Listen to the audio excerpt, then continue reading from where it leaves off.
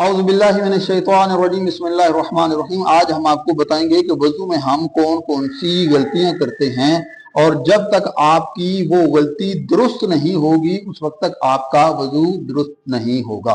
वो कौन कौन सी गलतियां, आज हम आपको वो गलतियां बताएंगे और उन गलतियों को दूर करने की कोशिश करेंगे।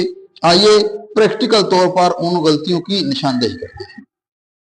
सबसे पहली गलती, जब चेहरे के ऊपर पानी डाला जाता है तो जरूरी है कि पानी चेहरे के ये जो ऊपर वाली साइड है यानी पेशानी जहां शुरू होती है उसके ऊपर डाला जाए, लेकिन आमतौर पर लोग इस तरह से पानी डालते हैं और ये गलती है।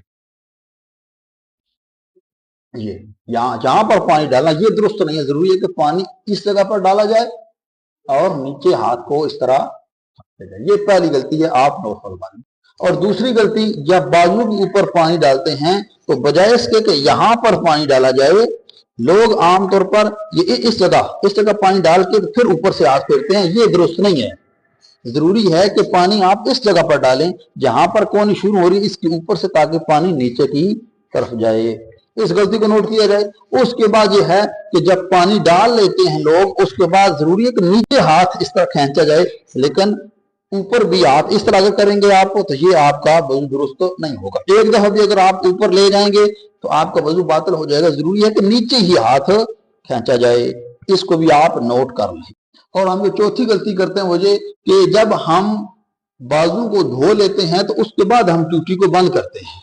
जब आप ये बाजू आपने धो लिया, उसके बाद जब आप टूटी बंद करेंगे, जो टूटी के ऊपर तरी होगी वो आपके हाथ के साथ लग जाएगी और उससे जो आप मसा करेंगे फिर वो मसा दुरुस्त नहीं होगा। उसके बाद जो अगली गलती है वो ये है कि जब सर का मसा किया जाता है तो जरूरी है कि हाथ को खींचा जाए और सर को अपनी जगह पर साकिन रखा जाए, लेकिन लोग आमतौर पर हाथ ऊपर रखते हैं और सर को हरकत दे देते हैं। इस तरह से भी वजू बातिल हो जाता है। जब मसा दुरुस्त नहीं होगा तो वजू भी दुरुस्त नहीं होगा।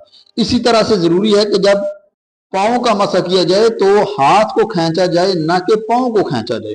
अगर आप आगे ले जाएंगे तो उससे आपका मसा दुरुस्त नहीं होगा, और जब मसा दुरुस्त नहीं है तो फिर आपका वजू भी दुरुस्त नहीं होगा। ये देखें, ये जरूरी है कि इसके ऊपर रखकर हाथ को खींचा जाए, लेकिन अगर आप पाँव को आगे कर देते हैं तो इससे भी आपका मसा दुरुस्त नहीं होगा। दुआ है रहीम परवरदिगार की बारगाह में खुदावंद करीम हमें सही तरीके से इबादत अंजाम देने की तौफीक अता फरमाए। वस्सलामु अलैकुम रहमतुल्लाहि व बरकातहू।